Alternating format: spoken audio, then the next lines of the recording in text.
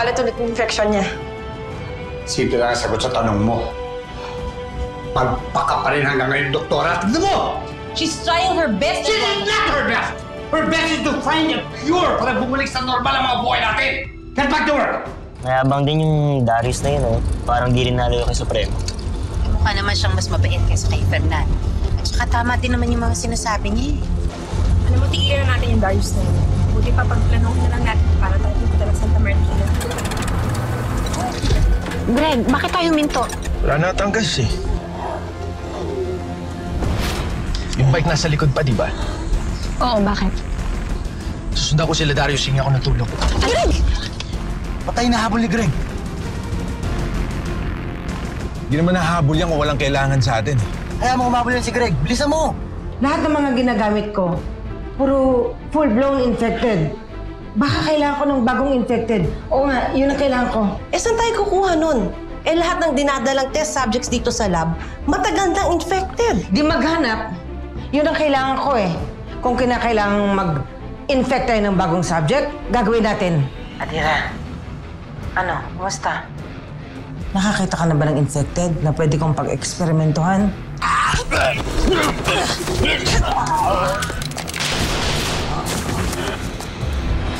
Sa wakas, nakita rin kita. Lieutenant Aguilar, are you okay? Greg, okay na ba yan? Wala, salamat. Asawa ko pa rin si Greg hanggang ngayon. At kahit wala na siya, mananatili akong asawa niya. Sige na, baka hinahanap ka ng mga kasama mo. Salamat.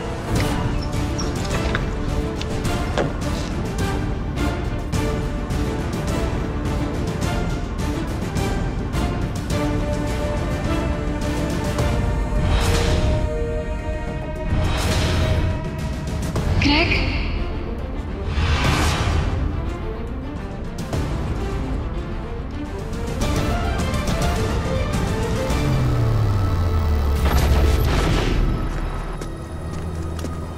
Sandali, Darius. Si Greg yun!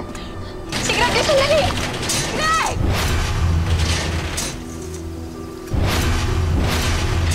Greg! Charity? What's with Charity? Greg? Si Greg! Charity, hindi yun si Greg. Tauhan lang ni Sister Rosita.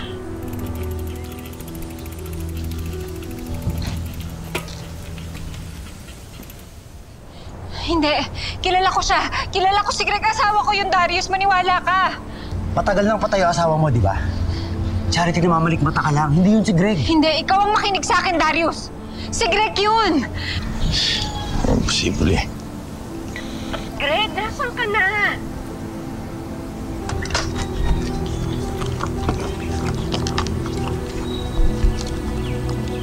Kat. Greg, ano, nakuha ka na ba ng gas? Oh, ito na. Pabalik na ako. Okay, bilisan mo. Kasi baka mamaya lumapit yung mga infected. Kailangan natin umalis dito. Okay, sige. Diyan ako, ha?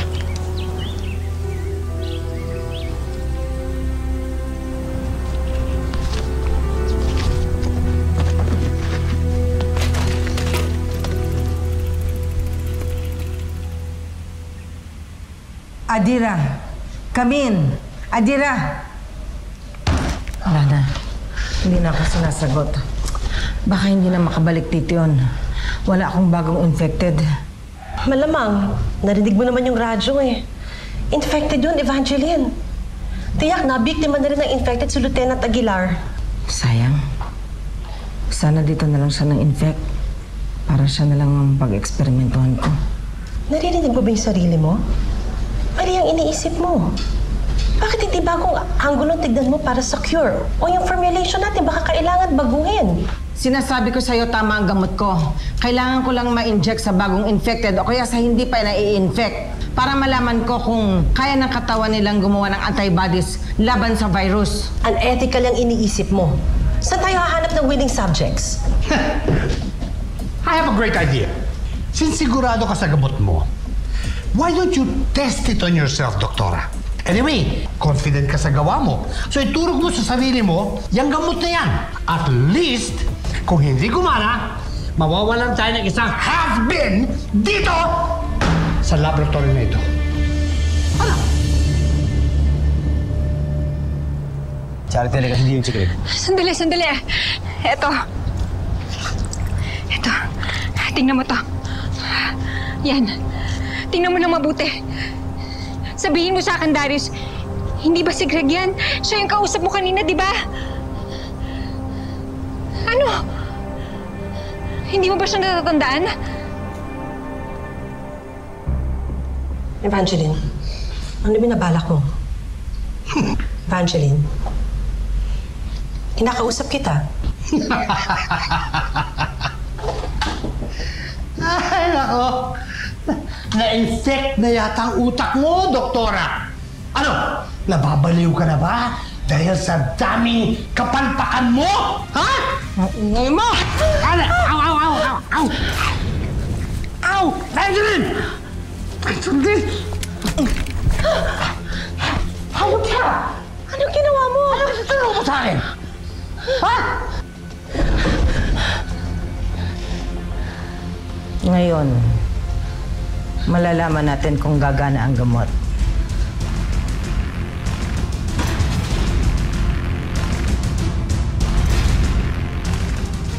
Panginoon, bagaman ako'y lumalakad sa libis ng lilim ng kamatayan, wala akong katatakutang kasamaan, sapagkat ikaw ay sumasa akin.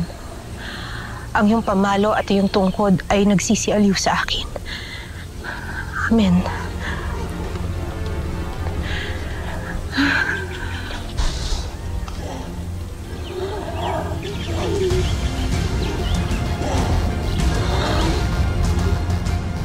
Darius, nakikiusap ako. Ano, si Greg ba yung nakita mo? Si Greg ba yung kausap mo kanina?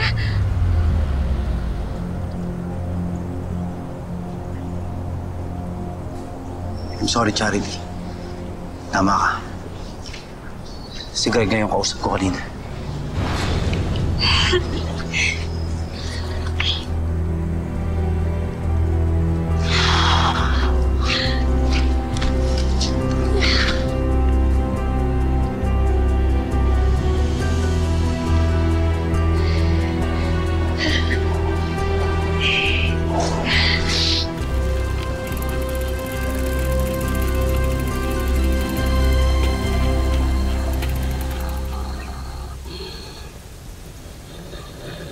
Siguro kung hindi naman tayo mag-ingay, hindi naman tayo lalapitan ng mga infected.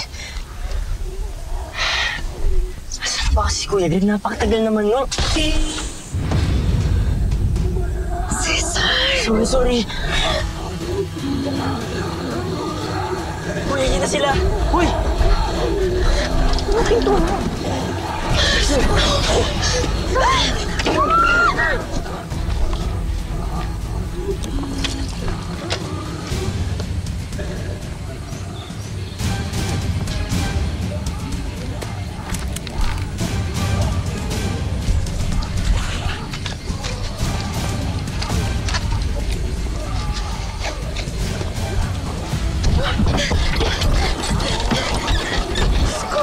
Baka maging katapusan na natin to.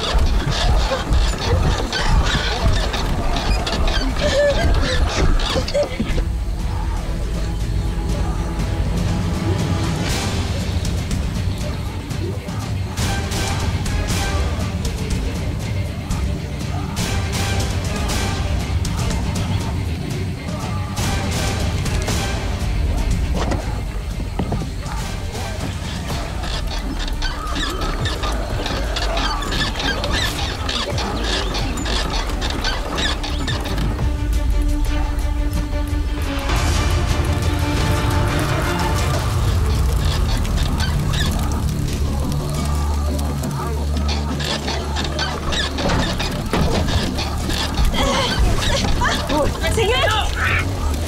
Tulungan natin si Greg!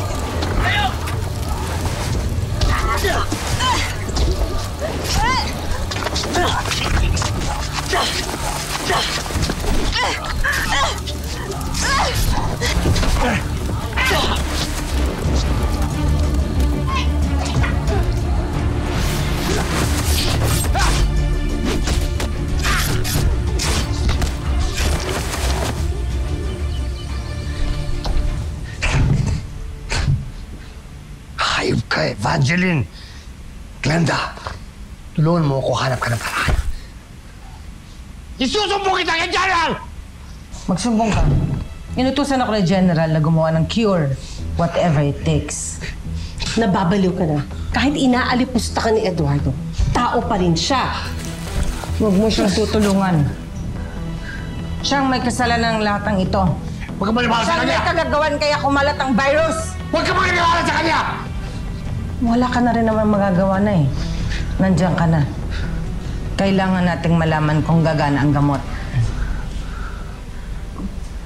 Paano natin gagawin yun? Ipasok na yan! Doktora! Glenda! Glenda, tulungan mo ako!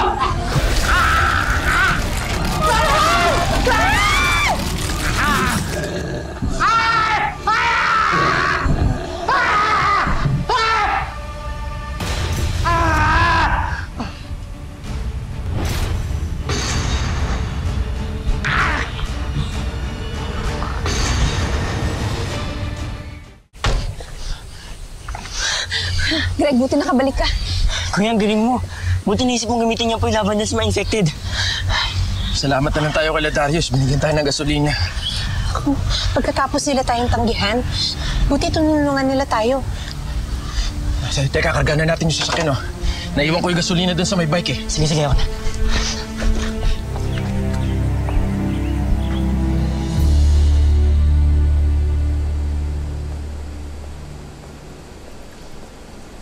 Charity, kung alam ko na siya yung si Greg, yung asawa mo, hindi ko na siya dapat pinalabas pa. I'm sorry, Charity, pero maniwala ka sa akin. Isang beses lang kami nagkita ni Greg. Doon pa yun sa Tent City, kaya hindi ko na maalala. Kung hindi mo na maalala, hindi mo na kailangan mag-sorry. Ang importante, buhay siya. Buhay ang asawa ko.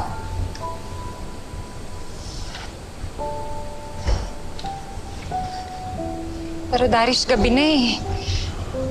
Baka mamaya ma-aksidente yun papunta dun sa mga kasamahan niya. Puntahan kaya natin. Charity, delikado nang lumabas. Isa pa, binigyan ko naman siya ng gasolina para makabalik sa kanila. Kahit na, paano kung mapahamak yun? Darius, hindi ko papatawarin ang sarili ko kapag may nangyaring masama kay Greg. Kung ayaw mo lumabas, kahit ako na lang. Paano kung ikaw naman yung mapahamak, Charity? At lalong hindi kayo magkita ni Greg. Kung nakatakda kayo magkita at magsama ulit, Charity, makakaligtas siya. Mabubuhay siya. Arvin.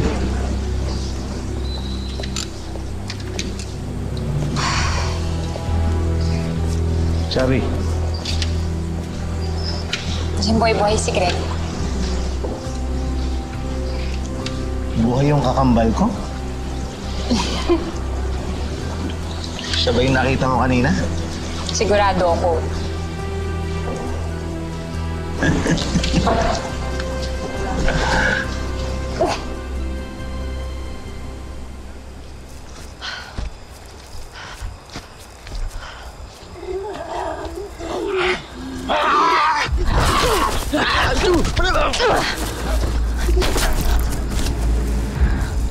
Sino yan? Magpakita ka! Kung hindi ka duwag.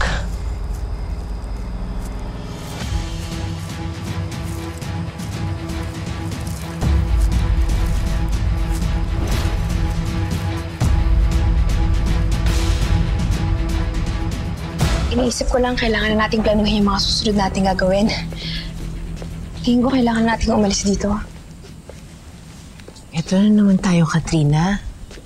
Baka mamaya ipahamak na naman natin ang mga sarili natin sa wala. Hindi naman tayo sigurado dun sa sinasabi nilang promised land sa Santa Martina eh. Pero kahit na chismis lang yun, kailangan natin subukan. Hindi ba, Greg? Kat, may point si sister. Planuhin muna natin, pag-aralan natin, ha? Pag-aralan? Greg, nag-aalala ako na baka wala na tayong oras. Gipit na tayo. Dapat lahat ng posibilidad subukan natin. Greg, kailangan nating umalis dito. Pero merong sumusubok mag-radyo sa atin galing sa kampo nila Darius to.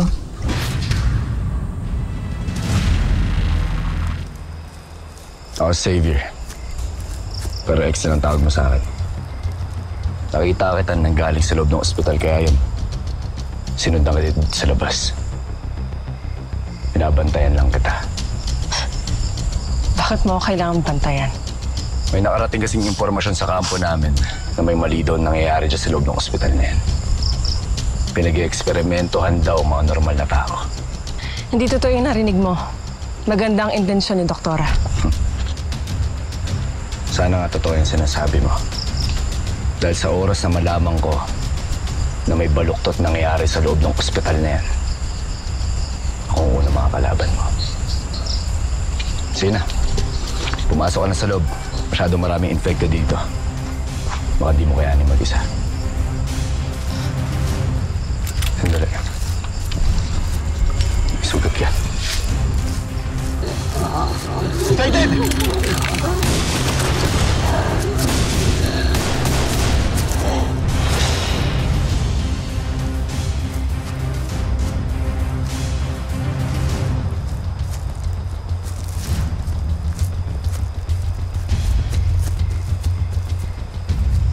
Hindi man lang nagpasalamat. Sigurado, may crush sa akin to.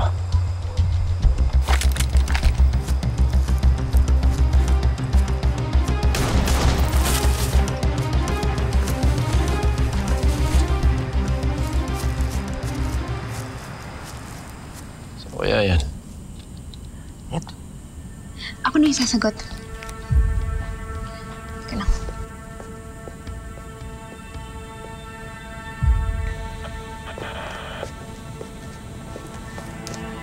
Greg?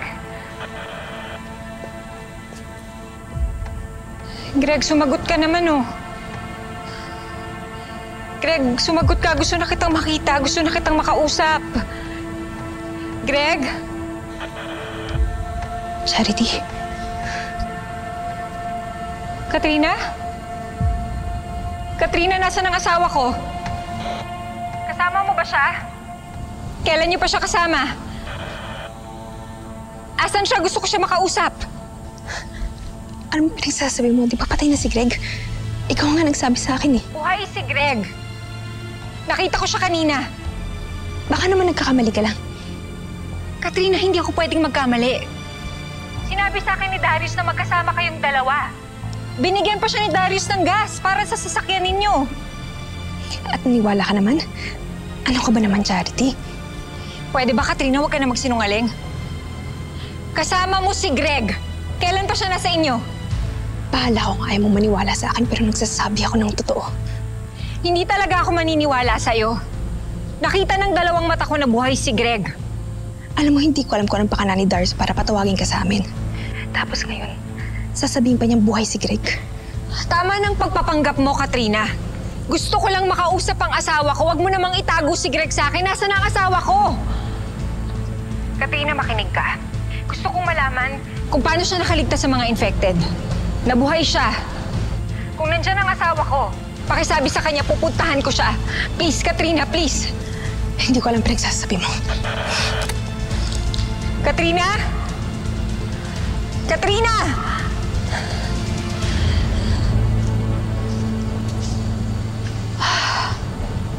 Hindi ito pwede.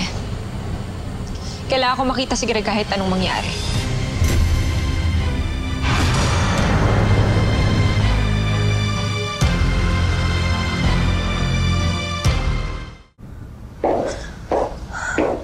Lieutenant Aguilar?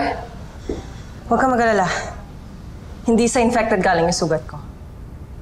Kanina ka pa hinahanap ni Mama. Ano ba pinapakuha niya sa'yo? Infected. Nabago pa lang nahawa ng virus pero nabigo ako. Masyado silang marami. Kaya napilitan akong bumalik dito. Ang importante, ligtas ka. Halika, samahan na kita kay Mama.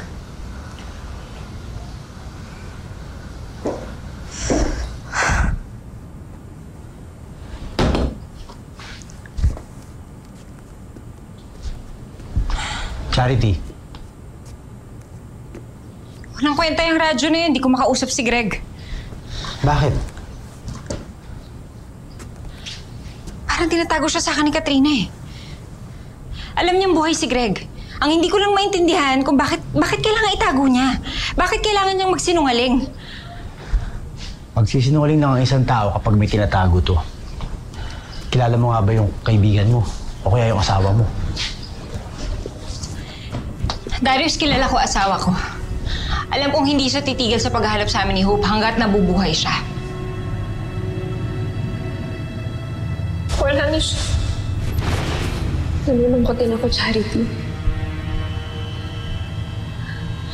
Alam mo namang best friend ko siya, di ba?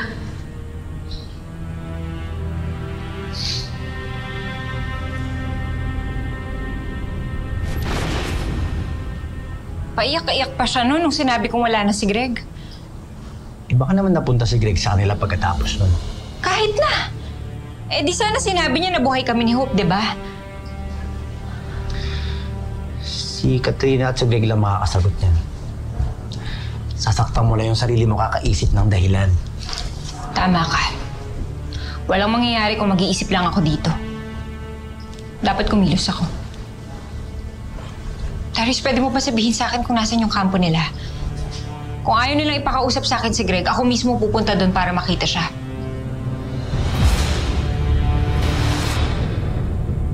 Mali ang paraan mo. Paano ka hindi kumain ng gamot? Kailangan nating mahanap ang lunas. Kahit buhay ang kapalit.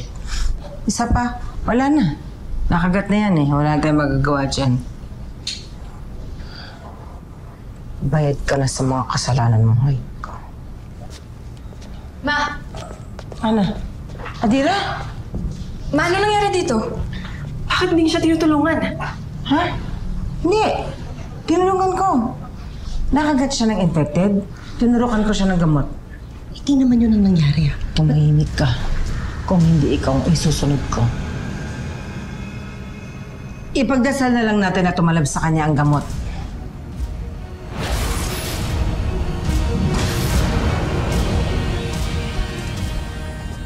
Ano raw? Bakit sila naman dyan? Sinisigurado lang ni Darius kung nakabalik tayo dito na maayos. Baka naman ako konsensya sila. Dahil tinanggihan nila tayo. Inalasakit din pala sila. Ang sabi ni Darius, ayaw lang daw nilang masisi kapag may nangyari sa atin. Hanggang dun lang daw yun. Tama ka, Greg. Inulit-ulit niya sa akin na wag na natin silang kukontakin. Okay. Dapat siguro, pagplanuhan na natin yung pagpunta natin sa pier. Tapos doon na tayo maghintay ng barko papuntang Santa Martina. Teka, agad-agad.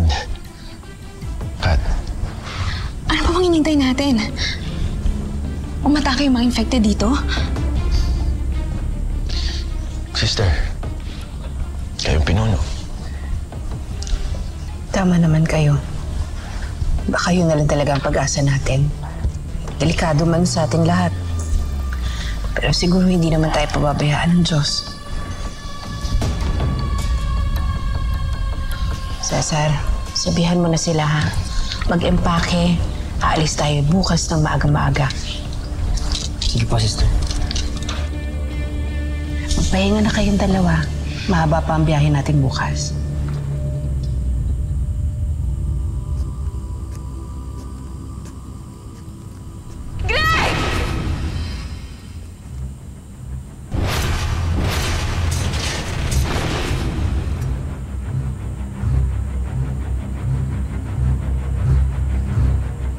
Greg, may problema ba? Hindi. Kanina lang kasi, Kat, parang narinig ko ulit yung boses ng asawa ko.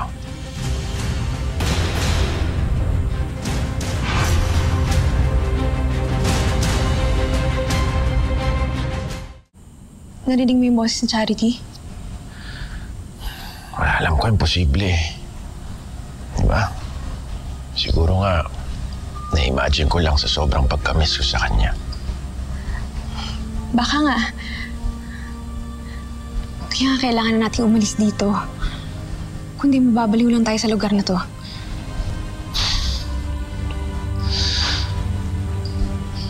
Oo, Kat. Alis tayo.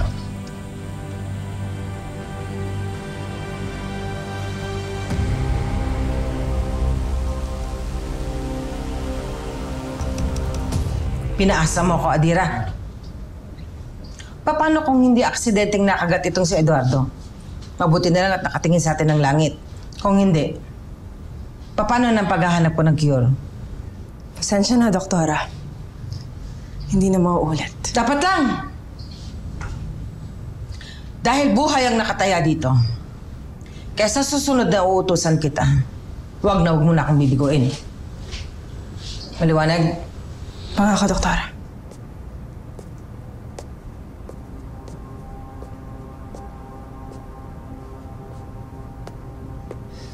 Kapag hindi kumalat ang infection sa katawan niya, ibig sabihin, tama ang ginagawa nating formula. Hindi ako matuwa sa inyo eh. Sandali lang ako nawala. Tingnan mo ano nangyari sa kanya. Magdasal kayo na tama yung cure mo. Dahil kung hindi, sino kaya sa atin ang susunod na magbubuwis ng buhay para mahanap yung cure mo? Sabihin mo na kahit anong gusto mong sabihin, Maris. Hindi ako naapektuhan. Wala akong pakialam. Dahil kapag nahanap ko ang cure, mas maraming tao ang maliligtas ko. Evangeline, Faris, tignan nyo. Hindi ko makalat ang infection. Ibig sabihin na pumipigil dito. Oh my God. Bakit, doktora? Ano bang ibig sabihin nun? Gumagana ang gamot.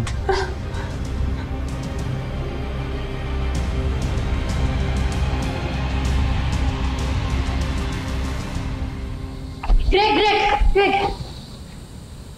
Ano tong naririnig ko na pupunta kayo sa pier bukas na bukas? Huwag mo sabihin naniniwala kayo sa kwento-kwento tungkol sa Santa Monica, ha? Greg! Tanga lang maniniwala doon. Susugal na rin kami. Wala namang mangyayari sa amin dito kung di kami aalis. Tsaka huwag mo nang problemahin, kami naman nagdidesisyon, di naman ikaw eh. Iyon niyo ko dito para mamatay? Kasing sama niyo si Fernan? Wala akong panahon para makabuusap sa'yo, Susie. Paano pag may isang bagay ako importanteng dapat mong malaman? Wala kang pwedeng sabihin sa akin na gusto o kailangan ko marinig, kaya tigilan mo na ako. Greg, buhay ang mag-ina mo!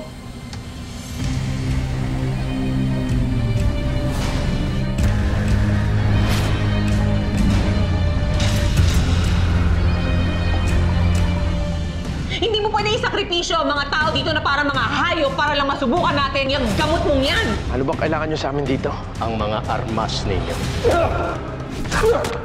Ay, iuutos ako sa'yo. Ano yan, doktora? Kailangan ko ng mga bata para makahanap ng cure. Sigurado ka ba na dito yung simbahan? Oo, Charity, sigurado ako. Hinahanap po kasi namin yung asawa ni Charity, si Greg. Ako na ang inyong bagong Supremo!